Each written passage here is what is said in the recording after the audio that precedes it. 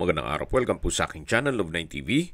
Patalasasan po, meron po ba kayong mga properties na napapabayaan or non-performing assets? Plan nyo ibenta, pero wala kayong oras pagbenta nito.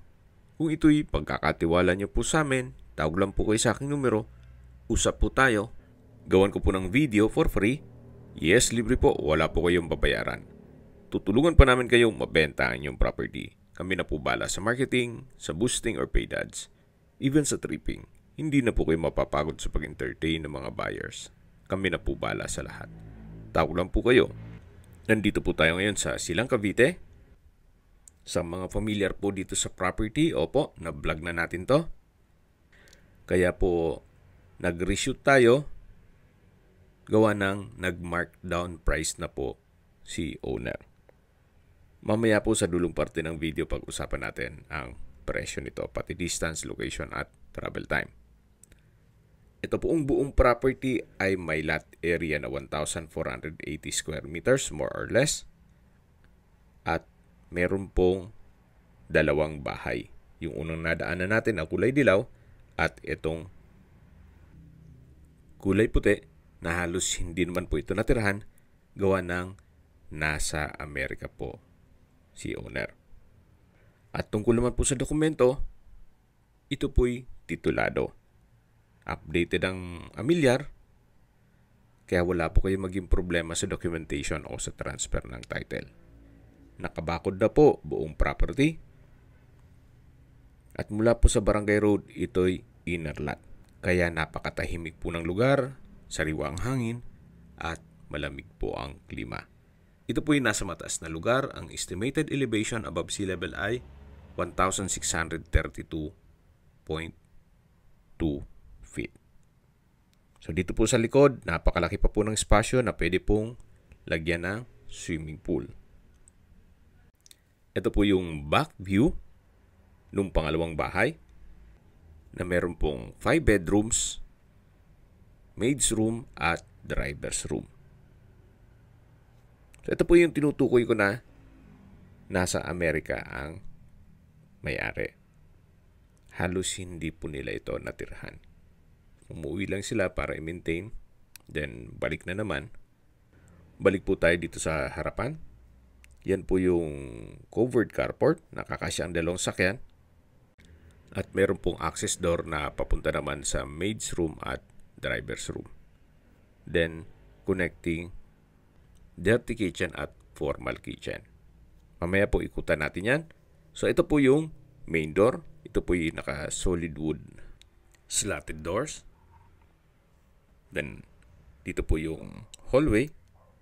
At kung meron man po kayong PWD or senior citizen sa pamilya, itong kwarto na to ang para sa kanila. Napakalawak po ng espasyo. Wooden design itong tile flooring. May customized glass windows. Natanaw po ang kabilang bahay. May sariling toilet and bath na may bathroom countertop, vanity mirror, hand wash basin, water closet with bidet, at shower. Dito naman po yung wardrobe. At paglabas naman po natin, katabi lang po nito yung powder room, na kung saan meron din pong bathroom countertop, malaking vanity mirror, then water closet. Yan po ulit yung main door na kung saan dyan po tayo pumasok kanina bago po natin ikutan yung formal kitchen, yung dining at itong living area. Check po muna itong mga kwarto. Ito po yung hagdan na kung saan naka-wooden staircase, handrail at metal railing. Meron din pong customized staircase window na nag-serves as natural sunlight. Dito po sa baba ay meron pong 4 na kwarto. At nandun na rin po yung master bedroom. So, samahan niyo po ako. Baba tayo. At nandito na po tayo sa ground floor.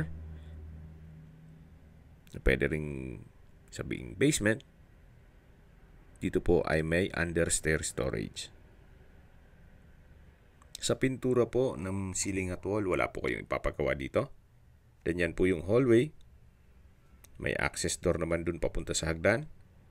At dito naman po may display cabinet. May drawer. Ito naman po yung unang kwarto.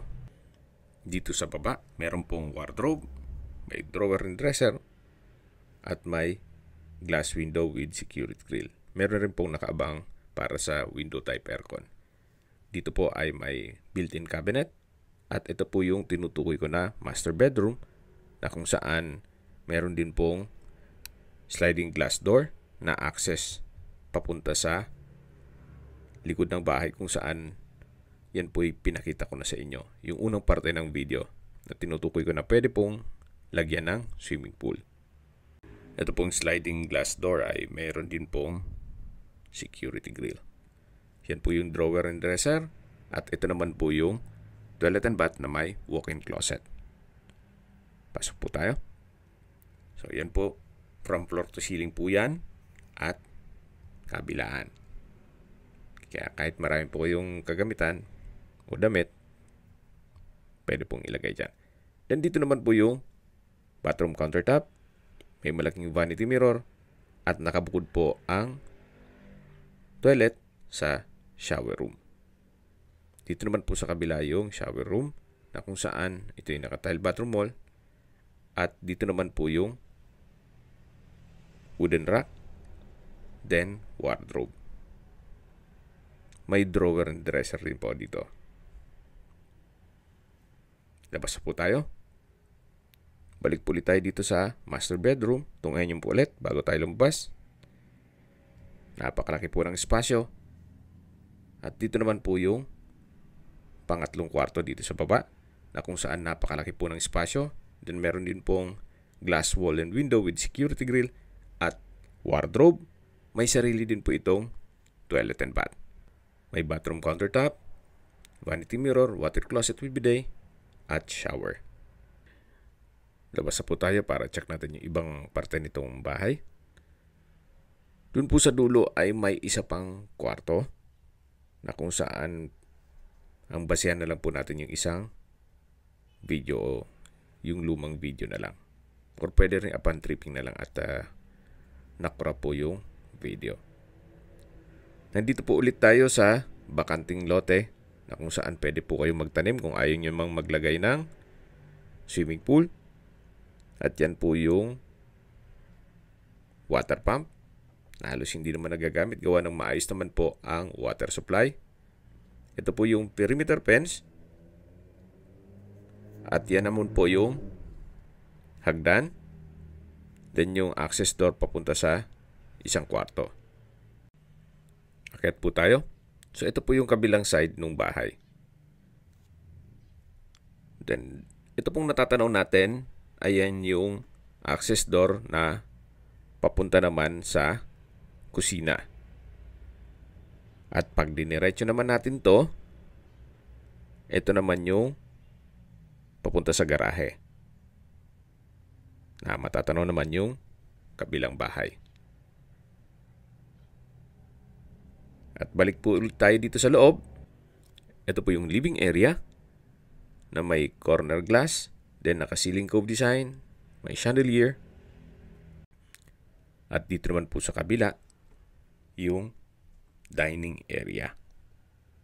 Naka-ceiling cove design, may chandelier, may customized glass windows, at meron pong sliding glass door na papunta naman dito sa balkonahe o terrace na kung may mga okasyon po kayo, pwede pong ganapin dito gawa ng napakalaki po ng espasyo nito. At please manage your expectation. Pag nag-set tayo ng tripping, gawa ng mula po sa Barangay Road, ito po'y inner lot. At kita nyo naman po, itong mga tiles ay paliti na. Kaya, ayan po ang reason kung ba't nag-markdown price na po si owner. At hindi na nila maasikaso ito. Yun lang naman po ang mapipintas ninyo. Pero the rest, itong structure, itong pintura, maayos na maayos pa po. Then meron pong breakfast table na may pendant lamp. At ito po yung formal kitchen na may island, kitchen cabinets, then ito po yung pass-through window mula sa dirty kitchen.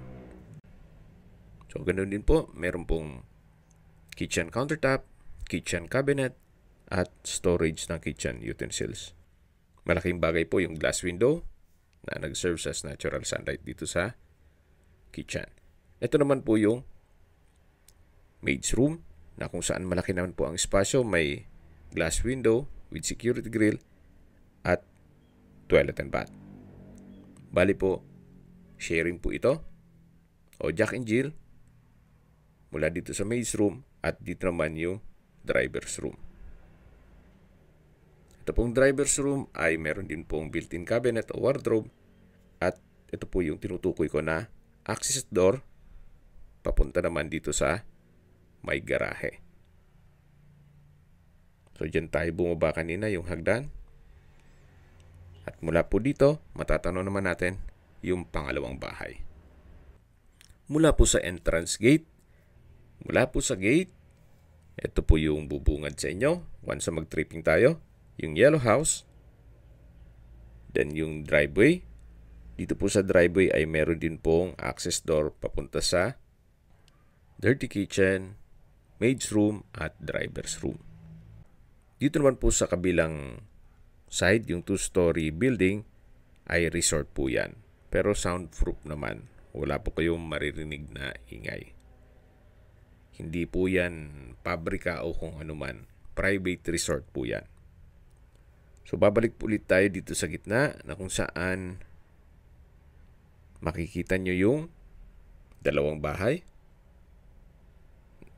na murang-mura po nila binibenta ngayon.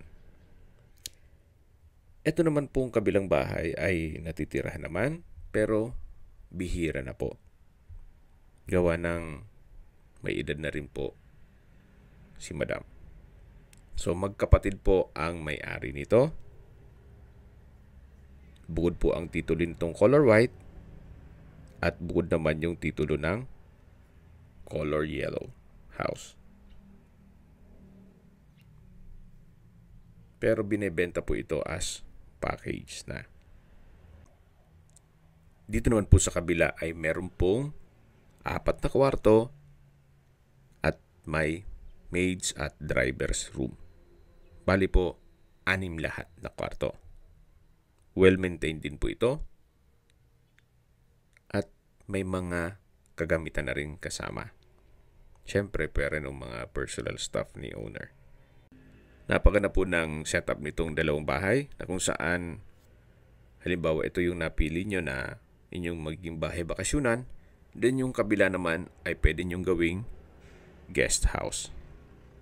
Or kung gusto naman, pwede naman pong ipasok sa Airbnb para maging staycation business. Maglalagay lang talaga kayo ng swimming pool. Gawa ng lahat pong mga staycation business dito kahit malabig dito sa Tagaytay ay meron pong swimming pool. Welcome po dito sa bahay ni Madam kung saan nandito na po tayo sa living area o salas. Naka-glass walls and door. Then meron pong skylight, ceiling cove design, high ceiling. Napaka-aliwalas po. At lipat po tayo dito sa kabilang side na kung saan dyan po tayo pumasok sa main door. Customized wooden door with glass panel. Ito po yung unang kwarto na pwede pong maging receiving area, pwedeng gawing office, at meron din po itong sariling toilet and bath. May bathroom countertop, malaking vanity mirror, hand wash basin, bathroom cabinet, may glass rack, walk-in closet, from floor to ceiling po yan, at dito po yung water closet. Ito naman po yung shower enclosure na may hot shower set at ito yung naka-tile bathroom wall. Then meron pong bathroom window. Actually, kung meron po kayong PWD or senior citizen sa pamilya, itong kwarto na to ang para sa kanila. Then mula naman po dito, tanaw nyo naman yung color white na house. Labas po tayo.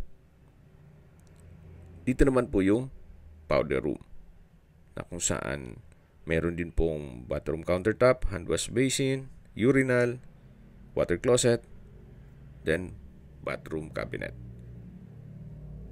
Paglabas po natin ay dito naman yung dining area na naka-ceiling cove design.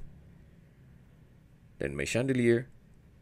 At sa dulo naman yung island. Then yung formal kitchen. May ceiling fan. Modular kitchen cabinet. Then meron pong storage ng kitchen utensils. At dito naman po yung dirty kitchen. May pantry, kitchen countertop, may kitchen cabinet, at storage ng kitchen utensils. Ito po yung tinutukoy ko na maid's room na meron pong wardrobe. Ito po yung Jack and Jill na toilet and bath. Bali, sharing po yan. Doon naman sa kabilang kwarto. Check na lang natin na pan-tripping gawa ng may nagpapahinga. So, balik po ulit tayo dito sa my dirty kitchen. At dito naman po ulit yung formal kitchen. Ito pong island ay meron din pong stainless sink with faucet. Yung dining area. Then meron pong sliding glass door. Papunta naman sa open lanai. At dito naman po yung mga kwarto. May ilang steps na hagdan. Na kung saan banayad naman po. Hindi naman may hirapan kahit senior citizen. At ito po yung master bedroom na kung saan napakalaki din po ng espasyo. Meron din pong sariling toilet and bath, may walk-in closet, may shower room, may toilet, bathroom countertop, hand wash basin, at vanity mirror. So, tunghayin niyo po ulit itong master bedroom na kung saan meron pong sliding glass door. Then dito na po tayo sa hallway. Yan po yung ulit yung hagdan. Then dito naman po yung second bedroom na kung saan malaki din po ang espasyo nito. May customized glass window with security grill at meron pong access door papunta naman sa harapan ng bahay. Ito naman po yung toilet and bath na Jack and Jill o sharing din po ito dun sa kabilang kwarto. Ito po yung tinutukoy ko na access door na kung saan ito po yung bakanting lote at matatanaw natin yung main gate. Labas po tayo dito at lipat po tayo dito sa last bedroom o third bedroom na kung saan malaki din po ang espasyo. Meron din pong access glass door papunta dun sa harapan ng bahay. At ito po yung tinutukoy ko na Jack and Jill na toilet and bath o sharing dito sa kabilang kwarto. So kahit po sarado yung main door, may access door po kayo dito sa likod na malapit sa gate. Then meron din pong wardrobe at customized glass window with security grill. So yan po yung at na-present ko na po sa inyo lahat ng kwarto. Pag-usapan na natin ang distance, location at travel time. Mula po sa highway na Tagaytay Santa Rosa Road, ang distance is 2.5 kilometers at ang travel time is 7 minutes. Mula naman po sa Tagaytay Flower Market, ang distance is 4.4 kilometers at ang travel time is 11 minutes. Mula naman po sa Tagaytay Rotonda, ang distance is 7.3 kilometers at ang travel time is 8 minutes. Kompleto na po doon gaya ng malls, hotels, restaurants, banks, schools, church at hospital. Yan po yung lagi kong binabanggit sa inyo na dapat nyo i-consider sa paghanap ng property, yung meron pong malapit na hospital. Hindi ko naman po sinasabing sakitin kayo. Yan man po for emergency purpose lang naman. At mula naman po sa Silang Public Market, ang distance is 8.1 kilometers at ang travel time is 24 minutes. Kompleto na rin po sa Silang gaya ng banks, schools, church, groceries, convenience store, drugstore, remittance center, banks, schools, church at hospital. Mula naman po sa Calac, Silang Interchange, ang distance is 22.7 kilometers at ang travel time is 37 minutes. Mula naman po sa Manila o sa airport, Ang distance is 59.5 kilometers at ang travel time is 1 hour and 23 minutes. Okay, sa presyo na po tayo. Ang original price po nito ay 38 million pesos. Itong dalawang bahay na kung saan may lot area po ito na 1,480 square meters more or less. Pero ngayon po, binebenta na lang po nila ito sa halagang 28.6 million pesos net. Ibig pong sabihin, si buyer na po ang sasagot sa lahat ng taxes at expenses with regard to documentation. Murang-mura na po ito. Sa presyo pa lang po ng lupa, dito sa Silang, na kung saan mataas na po ang bentahan ng lupa dito, medyo may lasa na rin po ang 1,480 square meters. Plus, ang pagpakonstruct nyo pa ng dalawang malaking bahay, na kung saan mahal na rin po ang construction cost at materials, mukhang hindi po aabot yung 28 million pesos. Anyway, yan po yung opinion ko lang naman. So, depende pa rin yan sa inyo kung anong assessment nyo dito sa property. Kung may mga katanungan po kayo, tawag lang po kayo sa aking numero. At sa mga kababayan naman natin nasa ibang bansa, meron po akong Telegram. Sa mga iPhone user naman, may iMessage. Meron din pong Imo, Skype, Viber at WhatsApp. Same number lang po, 0917-316-3399. Sa mga nagtatanong naman po ng aming Facebook, meron po kami Facebook page na Nov9TV at Facebook Real Video. Meron din pong TikTok at Instagram. May ibang YouTube channel po kami na The Nov9TV channel,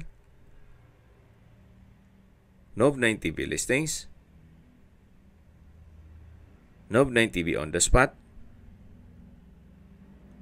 Nov9TV Updates, at Nov9TV House Rental. Sana po naibigan nyo ang video presentation. Paki-like and subscribe na lang po sa aking channel para ma-update din po kayo sa aking future listings. Kung sakali po hanap nyo yung mas malaking sukat ng lupa, meron din po kami ibang listings na pwede nyong pagpilian. Huwag po kayo mag-atubiling tumawag sa amin, then let us know your budget para malaman namin kung anong property pwede naming ilok sa inyo. Sa lahat pong viewers, subscriber at nagtiwala po sa amin, salamat po sa suporta. Ingat po kayo lagi at yung pamilya. Maraming salamat po.